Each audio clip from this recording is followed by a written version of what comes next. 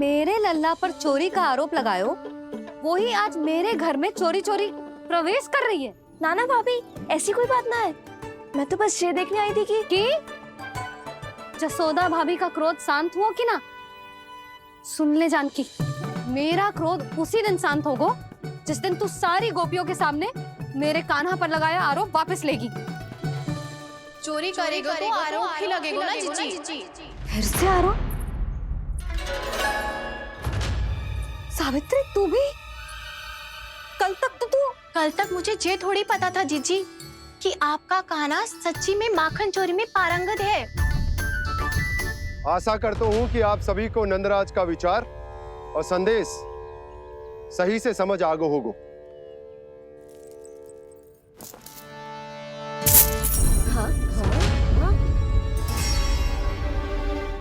सिक्कों की खनक बता रही है कि पोटली कितनी भारी है। एक ही दिन में कितनी वजन पा गई जे। हमें भी इससे अधिक धन अर्जित करना होगा, तभी तो हम अपने उज्जवल का भविष्य उज्जवल कर पाएंगे। पहली बार कछु बुद्धि की बात की है तूने। नंदराज, हमारे मन में आपका बहुत सम्मान है, पर हम जो करना चाह रहे हैं वो लोभ ना है, वो तो विकास है। हाँ नंदराज, हम अपना और अपने संतानों का भला बुरा सोचे बिना कब तक अपना जीवन इस प्रकार जीते रहेंगे? फिर पिछले 4 वर्षों से हमने आपको कर भी तो ना दियो है। मुझे तो लगता है कि नंदराज की बातों पर शांति से सोच विचार के बाद ही कुछ निर्णय लेना चाहिए। ऐसा मौका बार बार ना आता। नहीं, हमें सोच विचार कर निर्णय लेना है सबने।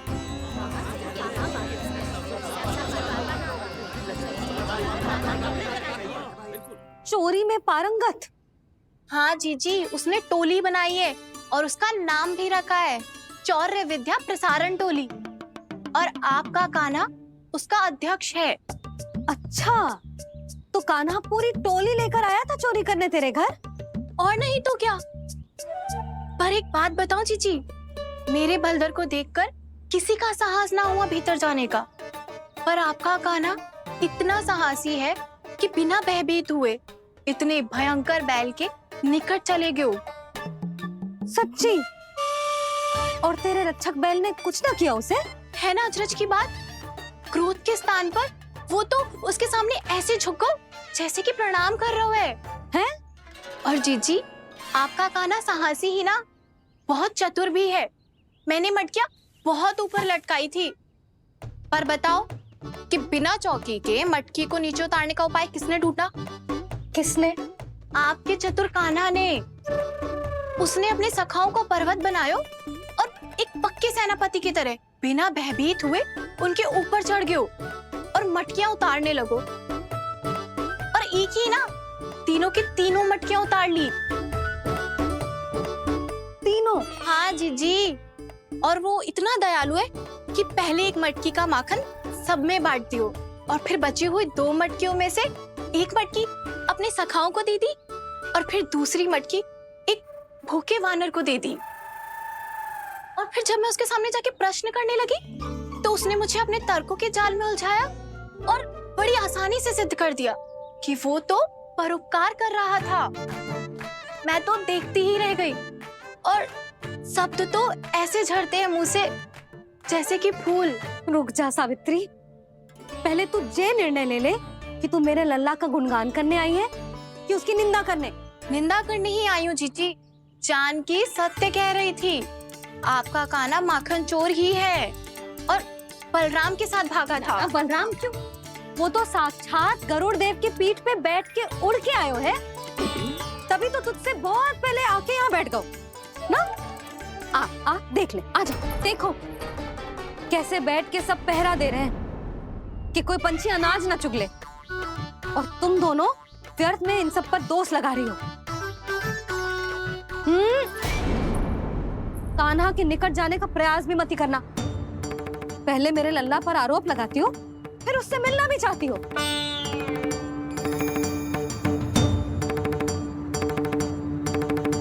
पर जीजी चोरी? अरे उसे तो चोरी का अर्थ भी ना पता होगा। तुम दोनों को नारायण का भय भी ना है क्या? हाँ? मेरे लल्ला पर आरोप लगाने से पहले तुम दोनों को लज्जा ना आई? हे नारायण, अब आप ही बताओ मैं क्या करूं? लग तो है किसी की घोर दृष्टि लगी है कि बार बार मेरे लल्ला पर आरोप लगते हैं। किसी की क्या, तुम दोनों की दृष्टि लगी है। या तो तुम दोनों मनगढ़ंत कथाओं को सत्य बताना छोड़ दो, या फिर कृपा करके मेरे घर आना बंद कर दो।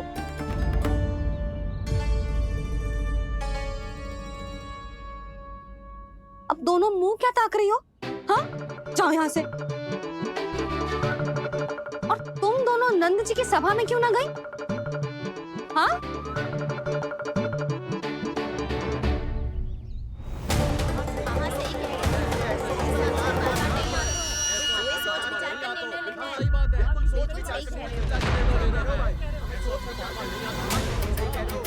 जी कौन? पहले तो कभी ना देखो इसे।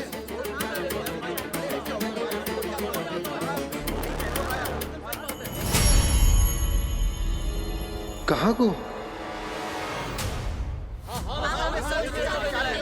बस करो।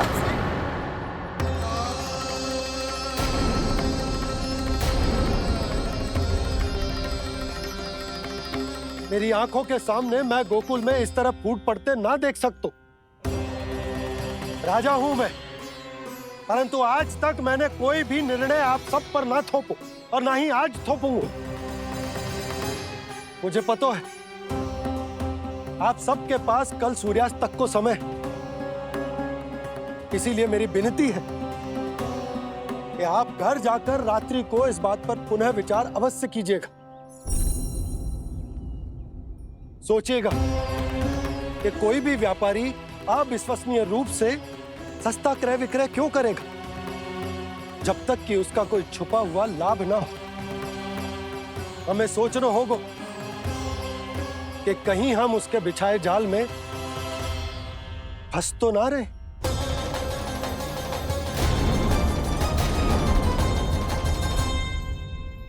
बच गए भैया, जैसे तैसे ही सही, पर समय से पहले पहुंच ही गए हो। सावित्री मौसी कनेक सी बात को इतना बड़ा चढ़ा के बोल रही थी जितना उज्जवल भी ना बोलतो।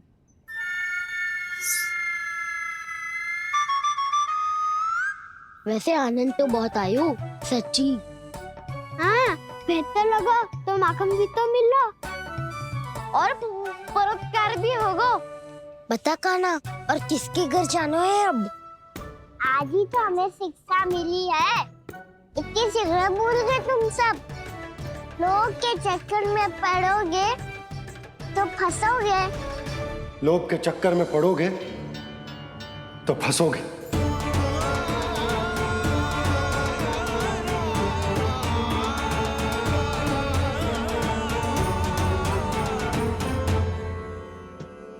चोर, चोर कह रही है मेरे निर्दोष से बालक को। अब तो इन दोनों ने अति ही कर दी है।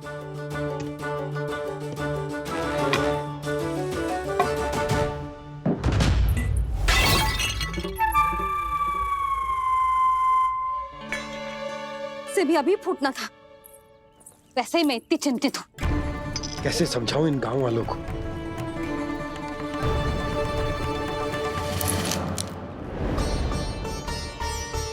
कोई समझने को तैयार ही ना है। लगता है सबकी बुद्धि भ्रष्ट हो गई है। सही कह रही हो यशोदा तुम। मुझे तो लगता है कि सोचना समझना ही छोड़ दिया सबने। अनेकों तर्क देके समझा दियो, सिद्ध कर दियो, पर इनकी मोटी बुद्धि में कछु आता ही ना है। यशोदा तुम तो तर्क की कह रही हो, मैंने तो उदाहरण देकर समझाने को प्रयास किया, पर अपनी बुद्धि के आगे कछु ना समझ में आ रहा इन गांव वालों को। क्या सारे के सारे गांव वाले मेरे लल्ला पर आरोप लगा रहे हैं? जी क्या कह रही हो तुम? मैं तो गांव वालों की बात कर रहा हूँ जो नारायण के नाम पर वचन देकर उस अपरिचित व्यापारी को अपने दूध, दही, घी, माखन सब देने को तैयार है। लो कर लो बात। मैं गोपियों की बात कर रही हूँ जो लल्ला पर माखन चोरी का आरोप लगा रही हूँ। और आज तो सावित्री ने भी लल्ला को माखन चोर कह के पुकारो है।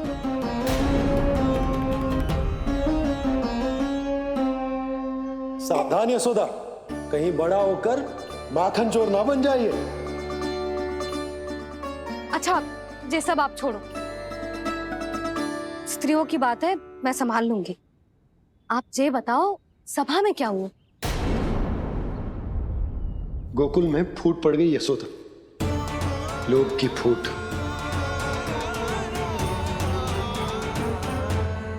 अरे रुको रुको रुको, व्यापारी जी रुकिए रुकिए। नंदराज ने प्रयास तो बहुत किया था व्यापारी जी, पर कुछ व्यक्तियों को छोड़ करके किसी के कान पे जूं तक नहीं रेंगी। इसका अर्थ फूट पड़ चुकी है लोभ की वजह से। बहुत ही शुभ समाचार लाए हो गुप्तचर। अब शीघ्र ही दिखेगा लोभ का चमत्कार।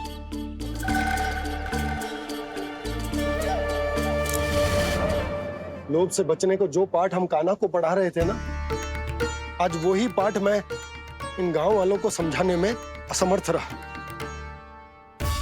आप चिंता मत करो जी, धीरे धीरे सब ठीक हो जाएगा। तब तक बहुत देर हो जाएगी यशोदा।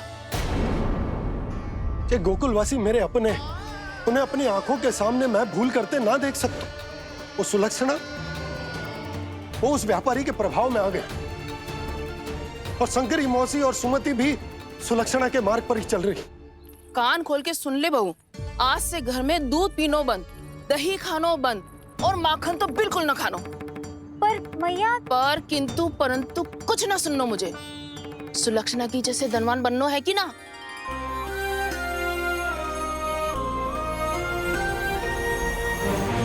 तो फिर जैसा मैं कहती हूँ वैसा कर, तभी तो अधिक से अधिक दूध दही माखन बेचकर अधिक से अधिक धन अर्जित कर पाएंगे हम। सुलक्षणा को उस व्यापारी की तरह धनवान बनना है और शंकरी मौसी को सुलक्षणा की तरह। ऐसे तो पूरा गांव ही लोभ में पड़कर कल उस व्यापारी के पास पहुंच जाएगा। अब तो फिर स्त्रियों को मुझे अपने ढंग से समझाना पड़ेगा। अब गोकुल वासियों को चाहे कोई भी कितना भी समझा ले, बुझा ले, ज्ञान बांटे, उन्हें केवल एक ही भाषा समझ में आएगी, लोभ की भाषा। लगता है आपके पास बहुत उत्तम योजना है व्यापारी जी। सब झटक लूंगा।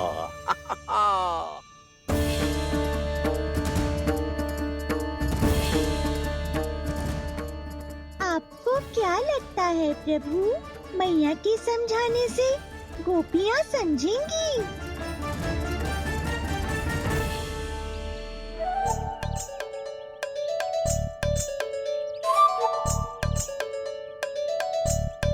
कान्हा, और कितनी प्रतीक्षा करवाएगो? अब बता भी दे, माखन चुराने किसके घर जाना है? इतना आसान ना है निर्णय करना, समय लगता है, सोच विचार करना पड़ता है। पर ये निर्णय किया कैसे जाए पता है मुझे। लगता है ये निर्णय करना पड़ेगा कि बचना कैसे।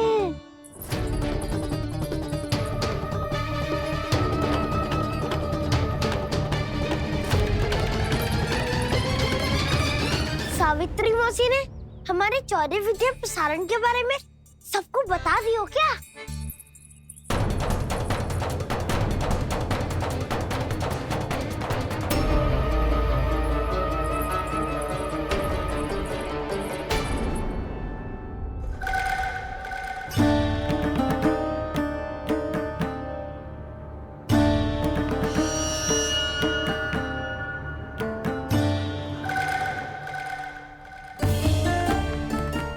शीघ्र आओ, छोटी माँ बुला रही है।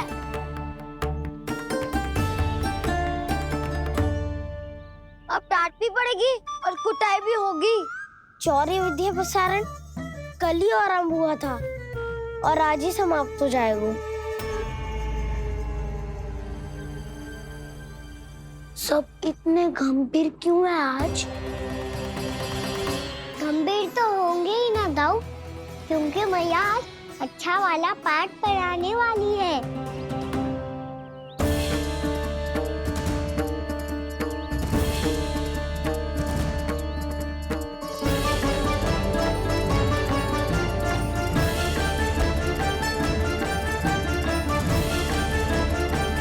आ गए तुम दोनों? चलो आओ बैठ जाओ। जशोदा जी बता तो दो, सवेरे सवेरे क्यों बुलाया है हम सबको? रुको, इतनी शीघ्रता क्या है? पहले इन बालकों को कुछ खिलाने तो दो। अभी खेलने निकलेंगे ना, पूरी दोपहरी दिखाई ना देंगे।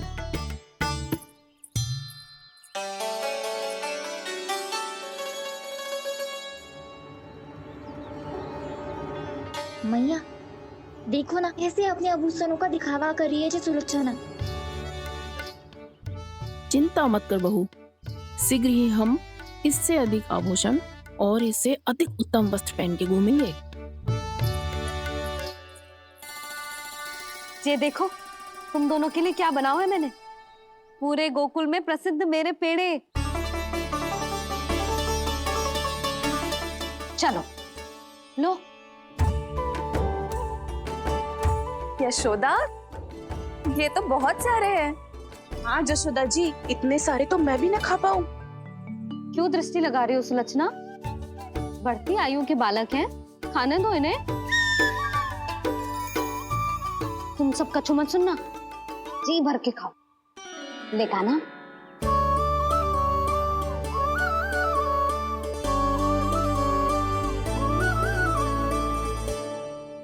हे नारायण, मैंने अपने कान्हा को जो सिखाओ है, बस वे उसे स्मरण रखें और उसका पालन करें। ले और ले ले ले।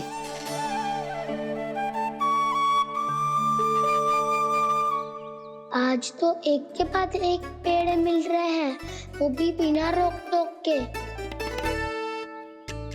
मैया 2 के बाद तीसरी मिठाई बड़ी कठिनाई से खाने देती है, पर आज सादा लाड पेड़ों के माध्यम से जिता रही है। कछु तो रहस्य है। प्रभु, क्या आप भी वही सोच रहे हैं जो मैं सोच रही हूँ? कोई परीक्षा तो नहीं ले रही है ये? किस सोच में पड़ गए तुम दोनों?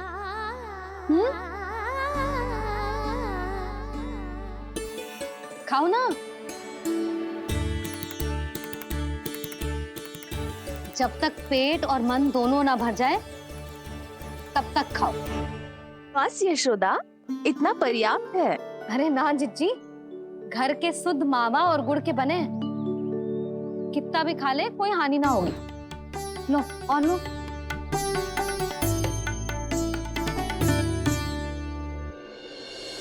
प्रभु, परीक्षा ही है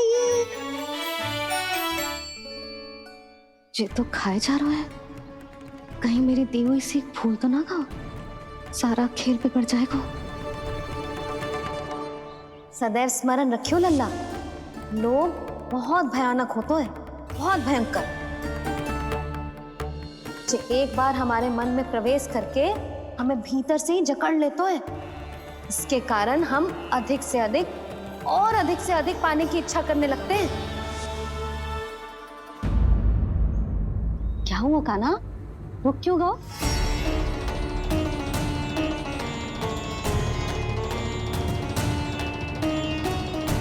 आपने तो सिखाया था मैया, जितनी आवश्यकता हो उतना ही लेना चाहिए, लोभ कभी ना करना चाहिए। बहुत बुरा राक्षस है लोभ।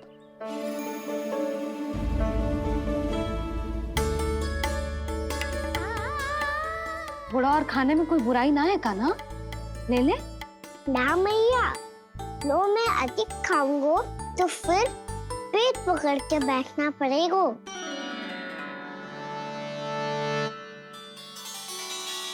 हाँ, मेरा भी पेट भर गया। कान्हा सही कह रहा है छोटी माँ, लोग बहुत भयानक राक्षस है। जो भी लोग के चक्कर में पड़ेगो वो बहुत बुरा फंसेगो। अच्छा जाओ, जाके खेलो तुम दोनों। मैया, ये पेड़ अपने सखाओं के लिए भी ले जाऊं मैं? हाँ नंदा, ले जा अवश्य।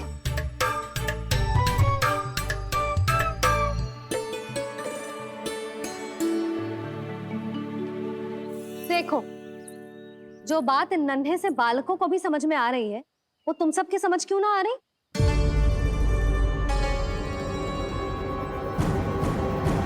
समझाना चाहती हो जशोदा जी? तनिक खुल के बोलो। जब बसंता खाने के बाद भी हलवा खाने का हट करतो है, तो उसे मना क्यों करती है? इसीलिए ना, ताकि स्वाद के लोभ में उसका स्वास्थ्य ना बिगड़ जाए। और उज्जवल, जब भरी दोपहरी में बाहर खेलने का हट करतो है, तो तू उसे मना क्यों करती है? इसीलिए ना कि खेल के लोभ में उसे लू ना लग जाए। हाँ, और पुराण पढ़ना तो अच्छी बात है ना?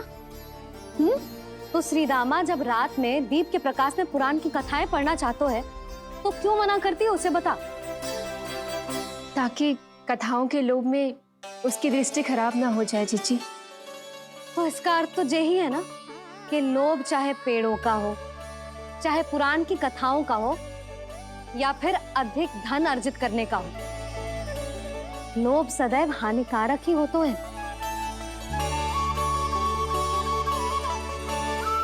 जे बात तुम ही सब ना समझोगी, तो अपने बालकों को कैसे समझाओगी? बोलो। हम सबकी मैया यहाँ क्यों आई है? डांट पड़ी क्या? चौरी विद्या प्रसारण टोली के बारे में सबको पता चल गो क्या? चिंता के चने चबाना छोड़ो और ये पेड़े खाओ। भीतर और भी गंभीर समस्या पे चर्चा चल रही है। कैसी समस्या? लोग की भयानक राक्षस की समस्या।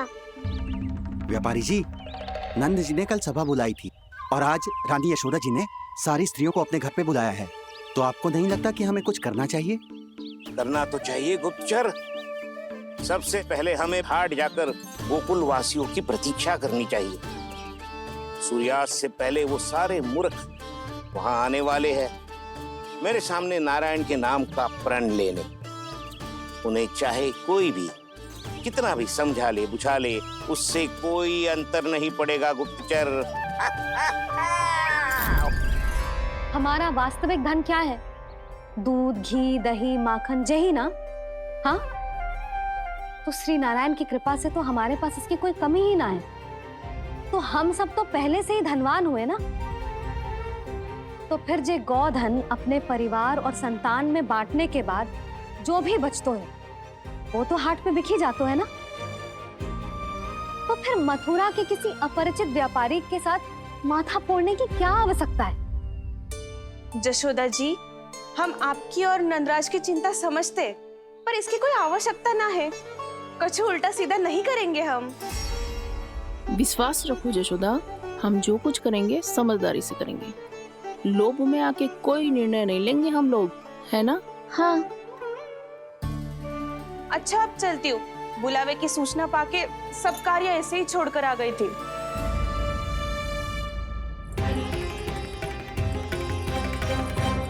अब किसको घेर लियो? लोभ के भयानक राक्षस ने। ये तो तभी पता चलेगा जब वो सब बाहर आएंगी। तब तो सबको बहुत ध्यान से देखना पड़ेगा।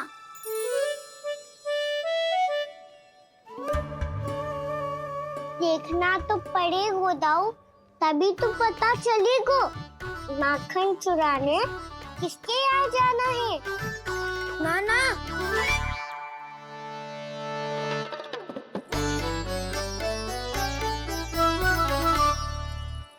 लोग का राक्षस तो उनके पास दिख ना रहा है।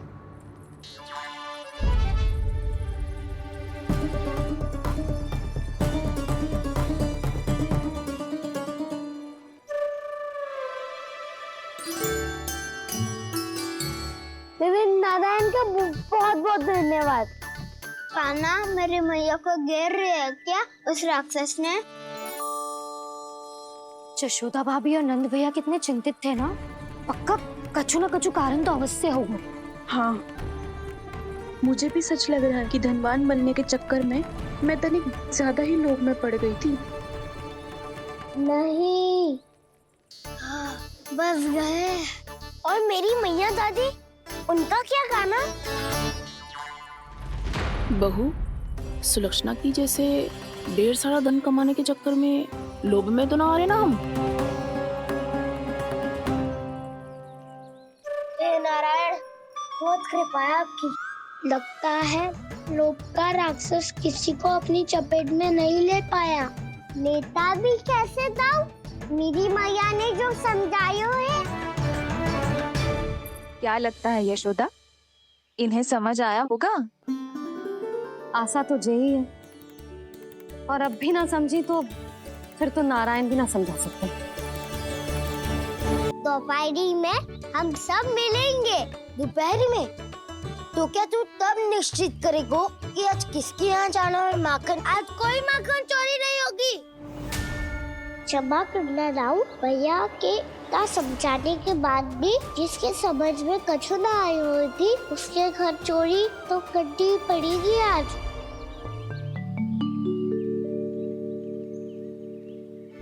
व्यापारी जी, सारी स्त्रियां एक साथ यहीं आ रही हैं। मेरे चक्रव्यूह में फंसने की इतनी शीघ्रता कि संध्या तक भी नहीं रुक पाई।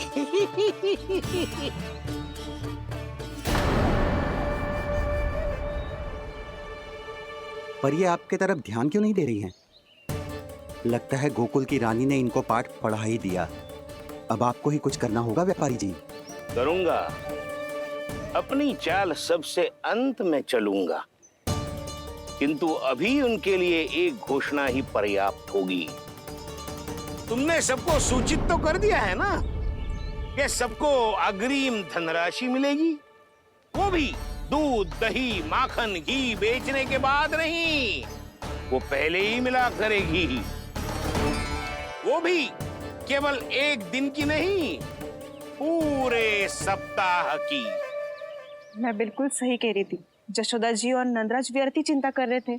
यदि व्यापारी जी के मन में कोई मैल होता तो जी अग्रिम धनराशि थोड़ी ना देते। बात तो तुम सही कह रही हो सुलक्षणा।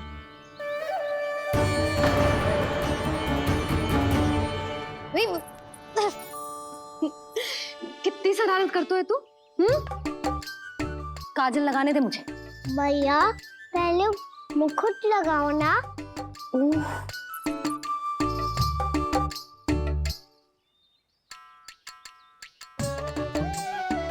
और मेरी मुन्नी? हाँ हाँ, रुक जा।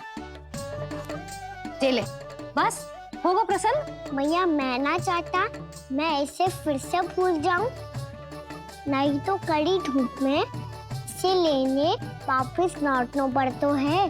चल, अब बैठ जा। अब मुझे काजल लगाने दे लेना।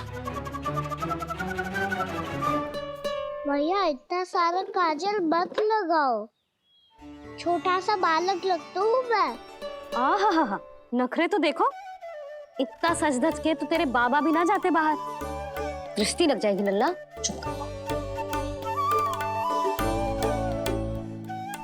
उनको तो आ सकता ही ना है भैया, वो तो गोकुल के राजा है। वैसे भी मुझे भी कम मत समझो, मैं भी राजा हूँ अपनी टोली का। कौन सी टोली? अपनी। ये क्या कर रहे हैं प्रभु? बता, कौन सी टोली? बालकों की टोली मैया, मारी खीर वाली टोली का।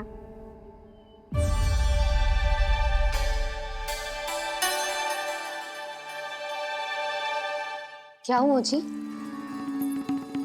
देखो जी, आप इतनी चिंता मत ही करो। आप गोकुल के राजा हो और जे बालकों की टोली का राजा है, तो मैं भी जसोदा हूँ, मैं कोई कम थोड़े ना हूँ। मैं भी गोकुल की स्त्रियों की रानी हूँ। मैंने सबको समझाओ है, सब समझ गई हैं। उपनंद भैया से बात करके आ रहा हूँ अभी। पता चलो है कि उस व्यापारी ने अग्रिम राशि का लोभ दिया है सबको।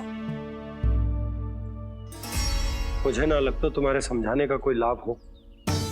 अभी तो ये सब समझ के गई, बोल के भी गई, कि अब उस व्यापारी के फेर में ना फंसेंगी। इतनी शीघ्र पलट गई।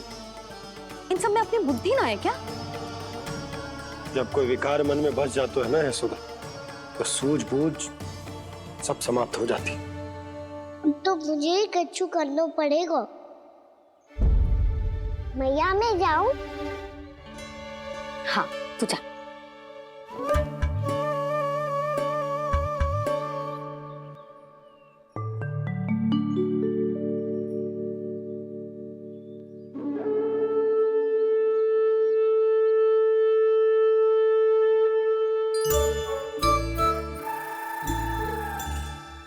बहुत बड़ी समस्या हो गई है सखाओ। कैसी समस्या? लोभ का भयानक राक्षस कहीं ना गयो, वो अभी भी यही है। मुझे पता था। और इसका सबसे अधिक प्रभाव तो मेरी मैया और दादी पर ही हुआ है। तुम सच कह रहे हो उज्जवल? हाँ। अरे कछु ना बलदाऊ, जे बड़ बोला तो ऐसे ही बात करते रहेगा बड़ा चढ़ा के। बड़ा चढ़ा के नहीं बोल रहा हूँ मैं। आज से घर पे दूध दही माखन घी सिर्फ एक बार ही मिलेगा। पर क्यों? ताकि अधिक से अधिक दूध दही माखन घी बचाकर उस व्यापारी को 2 गुना मूल्य पे बेचा जाए। इतने से तो काम ना चलेगा। उस सुलक्षणा से, और मैं तो कहूँ सुलक्षणा से ही क्यों, पूरे गोकुल में सबसे अधिक धनवान बनना है तो और माखन जमा करना पड़ेगा। हाँ हाँ मैया, लाओ मैं इसे ऊपर रख देती हूँ। चोरी चुपके से खा तो ना जाएगी ना? तेरी घबराहट बता रही है कि घर से निकलने से पहले तूने थोड़ो माखन तो खाया है। सच्ची बोल। ना ना मैया, मैं क्यों माखन खाऊंगी? मैं भी तेरी मैया हूँ लाली, माप के रखो तो मैंने।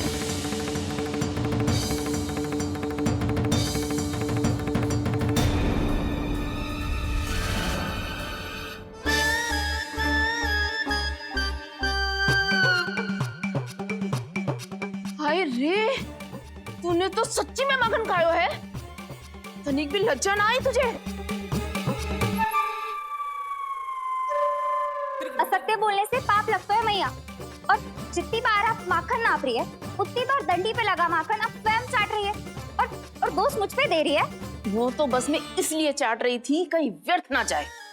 और तेरी जीभ है कि तीखी मिर्ची। एक तो मैया से बहस करती है और चोरी चुपके स्वयं खा के मैया पे दोष भी धरती है। हे नारायण, कैसी बहू दी है मुझे।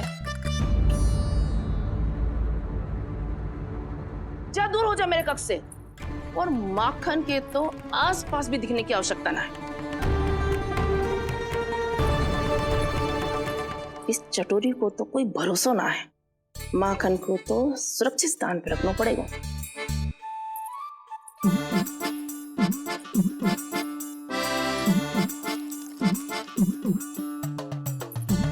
यदि बहू ने अब मटकी उतारने को प्रयास किया तो अचानक पानी गिर जाएगा और घबरा के वो चिल्लाएगी और मुझे पता पड़ जाएगा।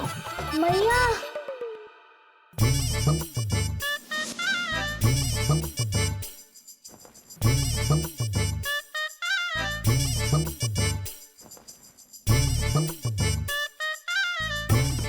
ये माखन तो मैं किसी को छूने भी ना दूंगी, तभी तो बनूंगी धनवान, बहुत धनवान। मैया माखन बेचने कहीं अकेली ना निकल जाए। जी तो पता भी ना चलने देगी कि कितना धन मिलो है।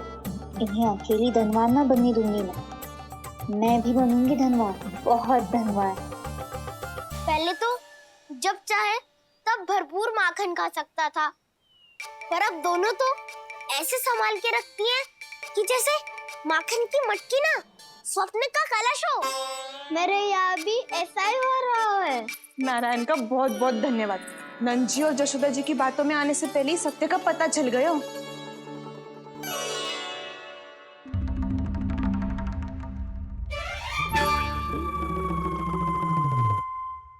जी इतना सारा माखन? दृष्टि मत लगा। पेट पे पट्टी बांध के रात रात भर भूखा रह के बड़ी कठिनाई से माखन इकट्ठा किया है जे। तो क्या आपने निर्णय ले लियो है कि आप उस व्यापारी को वचन दे दोगी? अरे जब द्वार पे साक्षात लक्ष्मी जी हो तो द्वार बंद ना करते बावली। तू अभी छोटी है। मैं तो कहती हूँ तू भी अपने भविष्य के बारे में अभी से सोचना आरंभ कर दे। कटौती तो मेरे घर पे भी आरंभ हो गई है का ना। वो मैया ने कहा है या दूध चाहिए या दही चाहिए या माखन चाहिए, जो भी चाहिए एक ही बार मिलेगा।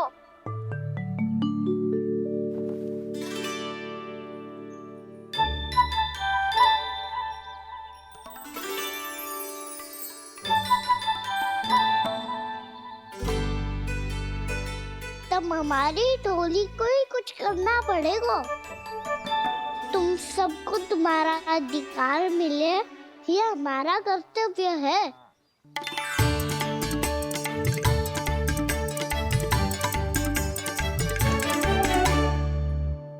अब हम कछु ना कर सकते यशोदा। यदि अब मैंने उन्हें रोको तो उन्हें लगेगा कि मैं उनसे उनकी उन्नति का अधिकार छीन लूं। दूध दही माखन पे सबसे पहला अधिकार बछड़ों का होता है, फिर घर के बालकों का। और ये अधिकार हमें दिलाना चाहिए, है ना दाऊ? मैं सब समझता हूँ कान्हा। तुम मुझसे इसलिए पूछ रहे हो ताकि तुम माखन चोरी की योजना बना सको, पर मैं तुम्हारा समर्थन नहीं करूँगा। पर दाऊ ना, पिछली बार तुमने ही कहा था ना कि हम ये चोरी केवल वानर महाराज की सहायता के लिए कर रहे हैं।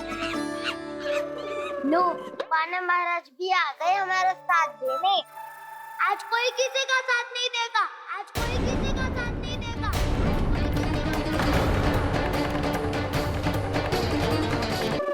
लो, वानर महाराज भी आ गए हमारा साथ देने। आज कोई किसी का साथ नहीं देगा।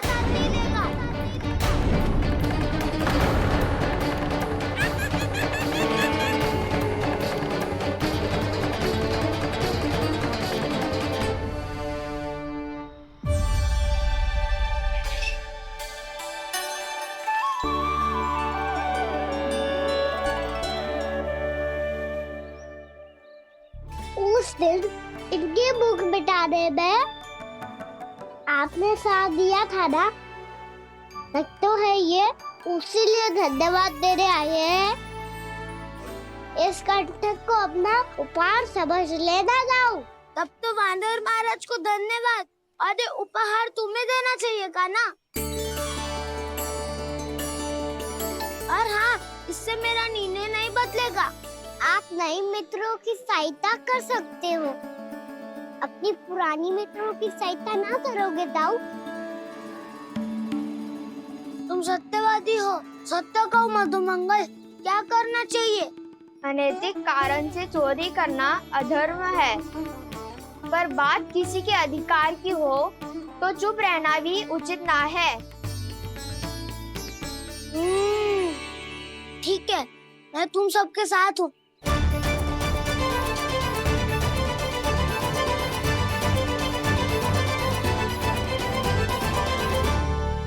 देखो जी, इन भोले भाले बालकों को ये भी ना पता कि इनके मैया बाबा कितनी बड़ी भूल करने वाले हैं। तो बता था ना, किसी घर से आरंभ करना चाहिए हमें। वसंता, ना मेरे घर से ना। उज्जवल, मेरे घर तो असंभव है का ना। मेरी मैया और दादी किसी योद्धा से कम ना है। आग गड़ा के दिन रात सुरक्षा करती है मटकी की। नन्ना मुरली इधर ही छोड़ गए, मैं देख के आती हूँ जी। इतनी गंभीर चर्चा चल रही है और यशोदा को खाना की मुरली की पड़ी।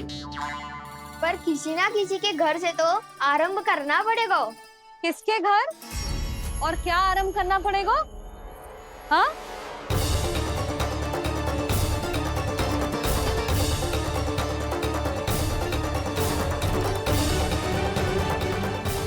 बोल मधुमंगल।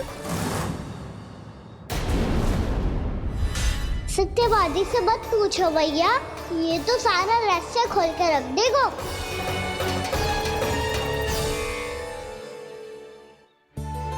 मैया ये देखो कंठक, नंदन बोला जाने कहाँ से ले आई इसे। अच्छा, तो तुम सब घर घर जाके जे पता लगाना चाह रहे थे कि जे किसका है ना?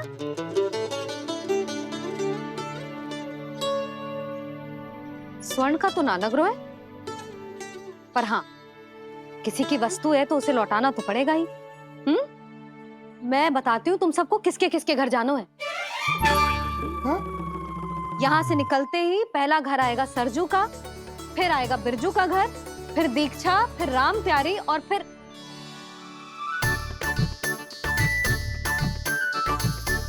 अब इतने सारे नाम तुम लोग कैसे स्मरण रखोगे? रुको, मैं सूची बना के देती हूँ। रुको। हाँ, सूची।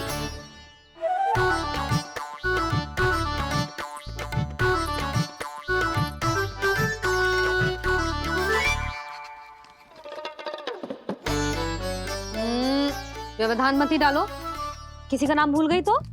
जाने अनजाने ताई जी भी शौर्य विद्या प्रसारण टोली की सदस्य बन गई है आज।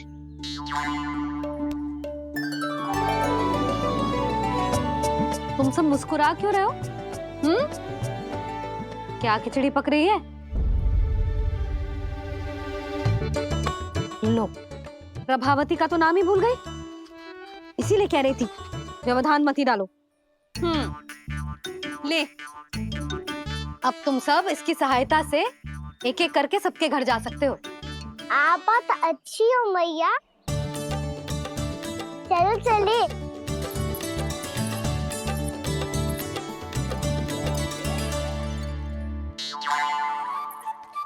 अरे, अब आप कहाँ चलिए? ऐसे हाथ पर हाथ धरे ना बैठ सकते हो यशोदा। उपनंद भैया से चर्चा करने जा रहा हूं, हो सकता है कोई उपाय सूझ जाए।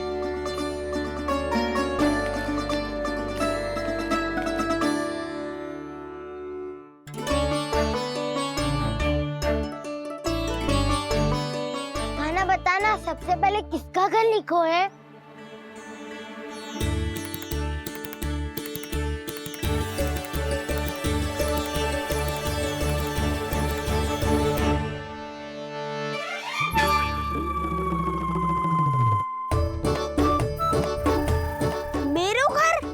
मैया का आदेश से उज्जवल, सूची का पालन तो करना ही पड़ेगा। शीघ्र ही सुलक्षणा की तरह बहुत सारे आभूषण पहनकर घूमूंगी मैं भी।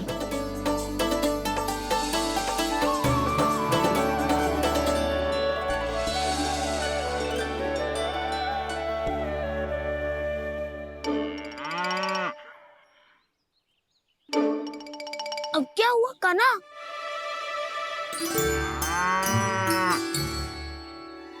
जिनकी आवश्यकता हमसे अधिक है, उन्हें अपना अधिकार भी हमसे पहले मिलना चाहिए।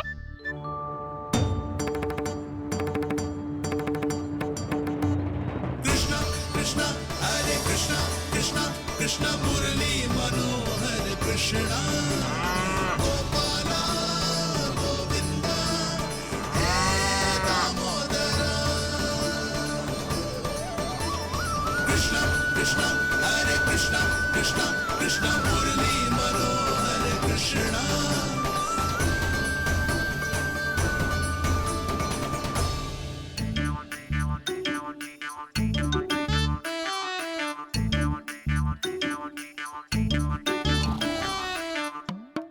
अब क्या करे?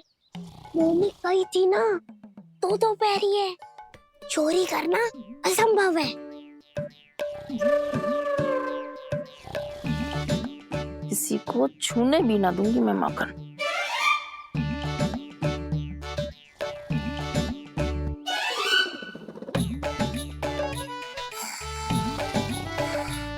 अरे दादी नींद में बड़बड़ा रही हैं, पर समस्या ये है कि सारा का सारा दूध दही माखन उनके कक्ष में है। तो फिर सबसे पहले हमें कक्ष में प्रवेश का मार्ग खोजना चाहिए। मैं वही उपाय अपनाऊंगा, जो मैं भैया के साथ अपना तो हूँ। इससे पहले कि कोई पूछ जाए, जो भी तुम्हारा उपाय है वो करो।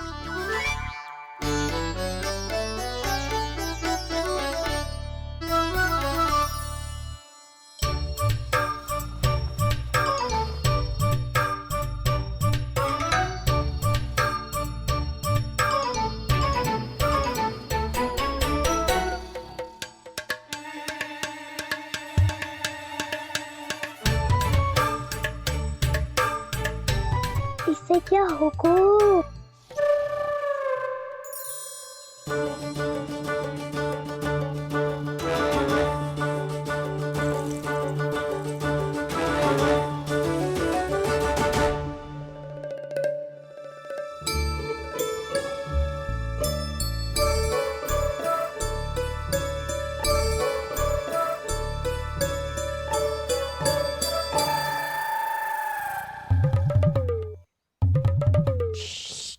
आओ।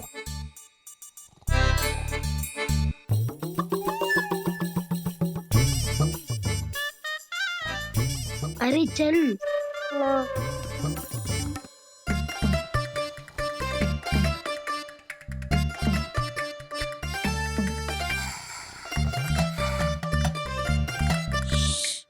चलो।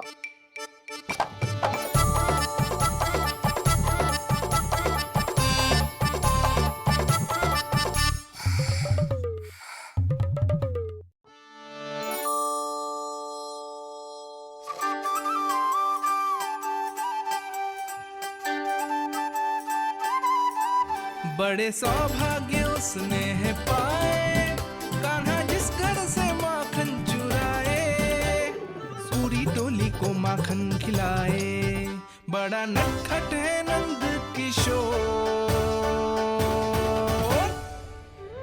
भोला भाला कान्हा है माखन का चोर, अरे भोला भाला कान्हा है माखन का चोर।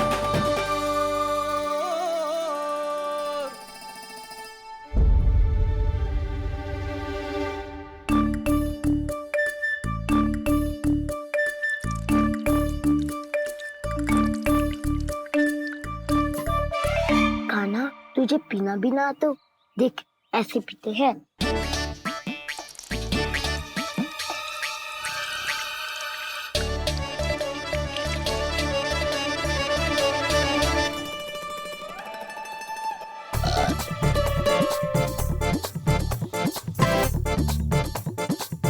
दूध दही माखन सब समाप्त। पर पेट तो तभी भरेगो जब माखन मिलेगो। ऊपर माखन है कहाँ?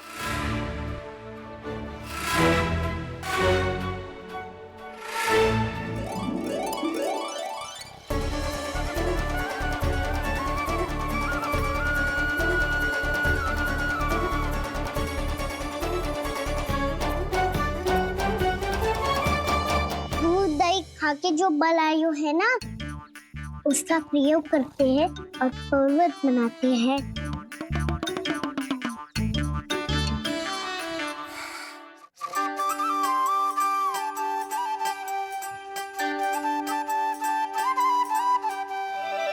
न ध्वनि कोई हो न पता कुछ लगे, आए चुपके से ग्वालों की टोली, चाहे कितना बचाओ छिपाओ कहीं, सारा मक्खन ये कर जाए खाली।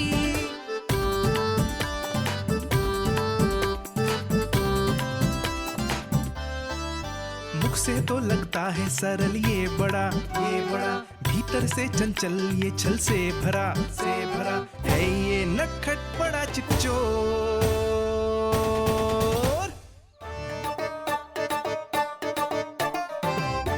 कोई हाथ भी मत लगाइयो मेरे माखन को। बहुत सारा धन अर्जित करूंगी मैं, बहुत सारा।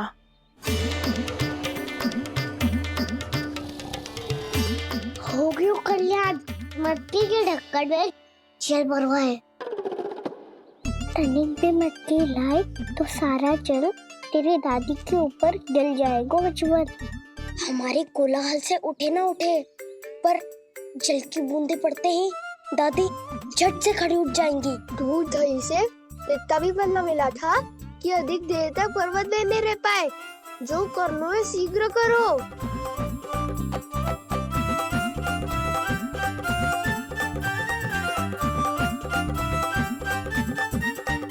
वसंता पूजा करते कमल का फूल लिया।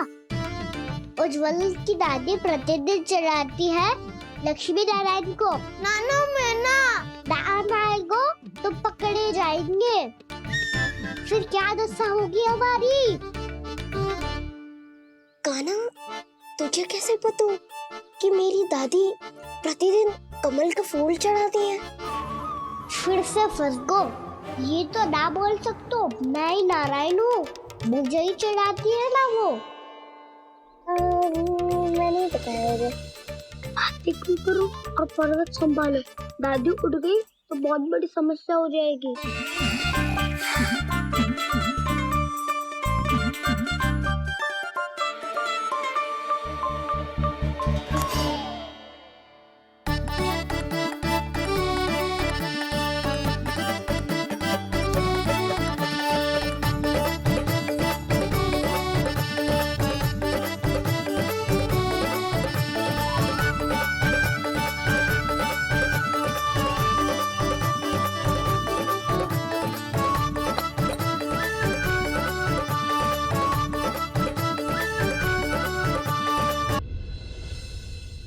हे नारायण, मुझसे ना अपने पति की चिंता देखी ना जा रही।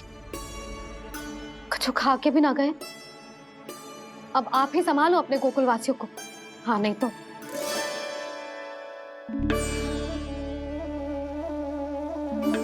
लो, इन सब के चक्कर में तो उसकी मुरली देना ही भूल गई। अब जो इतनी कड़ी धूप में वापस लौटे, इससे अच्छा मैं ही देके आती हूँ। सूची के अनुसार अब तक शंकरी मौसी के यहाँ पहुंचे होंगे सारे के सारे। आज तो प्रभु रंगे हाथों पकड़े जाएंगे।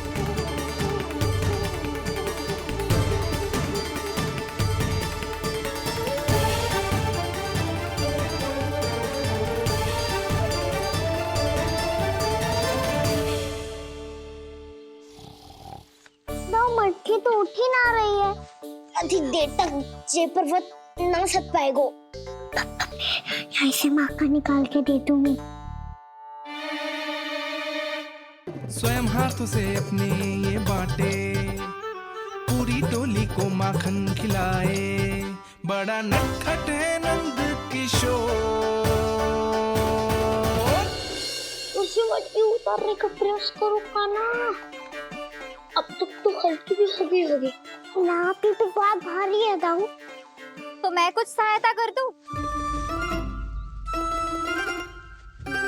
दादी बोली होगी स्वप्न में। अपनी मैया का स्वर भी ना पहचाने दुष्ट।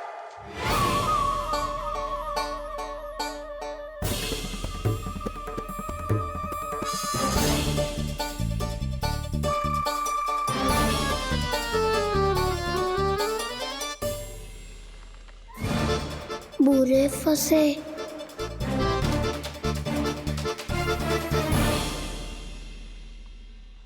देख क्या रही हो चाची? अपने खाना को ऐसे ही लटके रहने दोगी?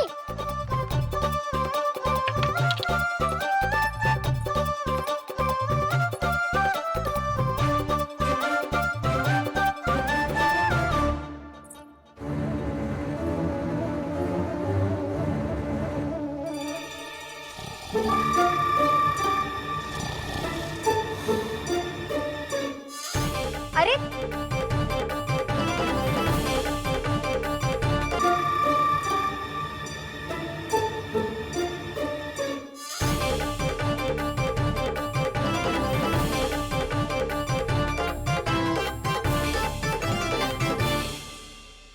कितनी अच्छी हो चाची और कितनी बदसाली भी हो। आपने अपने कान्हा को गिरने से बचा ली हो आज। दादी अनुचित कहती है चाची, पूरे गोकुल में आपसे अच्छा कोई है ही ना। अच्छा, और गोकुल ही क्यों, मैं तो कहता हूँ पूरे ब्रज में आपसे। बस बस, पहले माखन चुरायो, अब मुझे माखन लगा रहे हो? पर तू बच ना पाएगो कान्हा, तुझे अभी सीधा जीजी के पास लेके जाऊंगी मैं।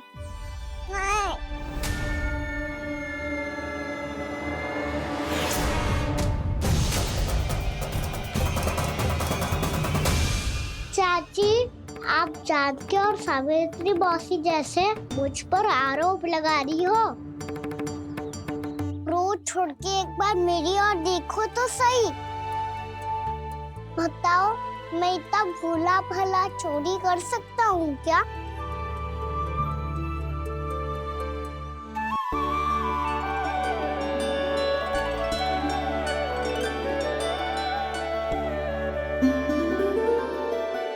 मैं तो बस उज्जवल की सहायता कर रहा था चाची।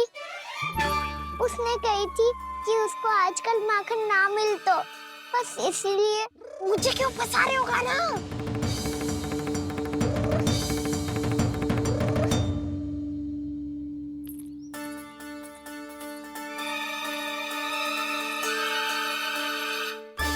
फंसेंगे तो वो देखो।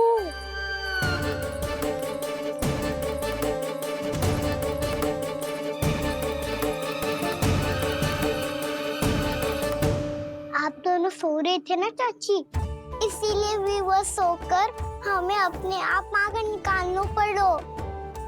अरे अरे, रो मत कान्हा, मैं तुझे डांट नहीं रही थी। चल बस चुप हो जा।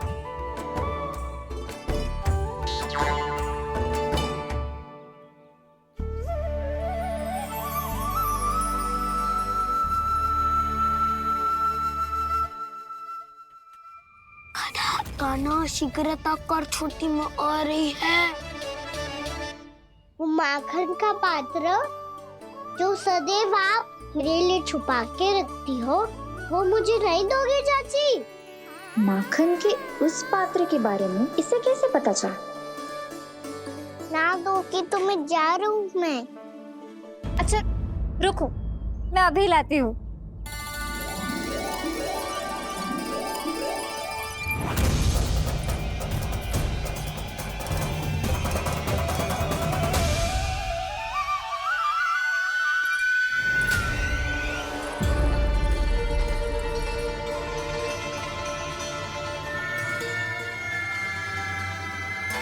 सही कह रहे थे नंदराज, मैंने इतना समझायो इन्हें, इन पर तो कोई प्रभाव ही ना पड़ो।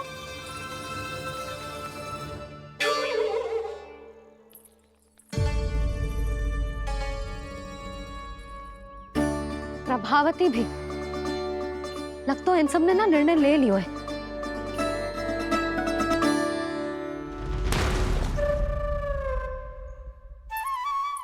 ये ले।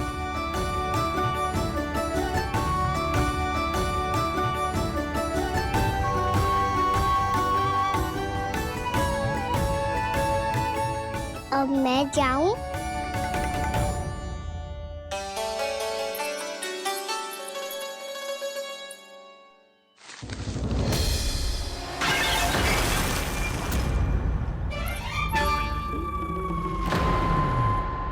चोर, चोर, तेरा इतना साहस, मेरी आंखों के सामने तुमने माखन चुराया। कान्हा, कान्हा।